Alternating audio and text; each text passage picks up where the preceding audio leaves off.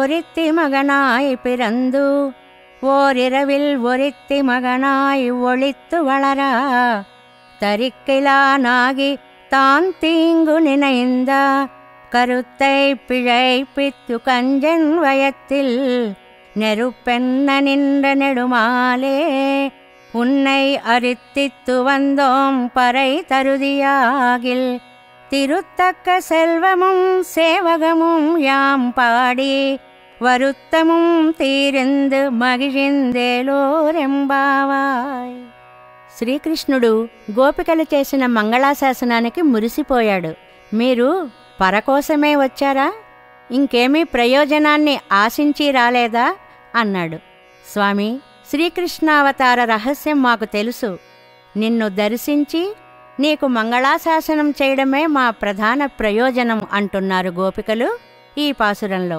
దేవకీదేవి భగవంతుడు తనకు పుత్రుడుగా పుట్టాలని కోరింది. శంఖ చక్ర గదాధరునే పుత్రునిగా పొందింది. శ్రీకృష్ణుని లీలలను అనుభవించాలి అని కోరింది యశోదమ్మ. పుట్టిన నాటి రాత్రే యశోదమ్మను చేరి తన లీలారసాన్ని అనుభవింపచేశాడు తండ్రి. రేపల్లెలో దాగి పెరిగాడు.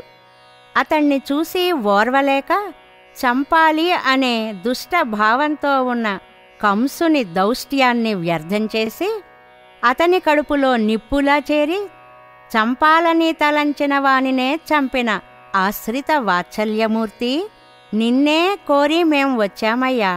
పరా అనే వాద్యాన్నియ్యి.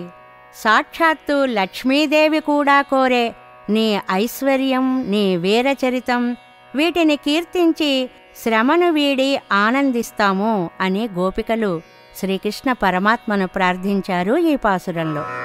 ఒరిత్తి మగనాయ్ పిరందు ఓరిరవిల్ ఒరిత్తి మగనాయ్ ఒళిత్తు వళరా தரிக்கிலானாகி தான் தீங்கு நினைந்த கருத்தை பிழைப்பித்து கஞ்சன் வயத்தில் நெருப்பென்ன நின்ற நெடுமாலே உன்னை அரித்தித்து வந்தோம் பறை தருதியாகில் திருத்தக்க செல்வமும் சேவகமும் யாம் பாடி வருத்தமும் తీరిందు మగిజిందేలోరెంబావాయ్.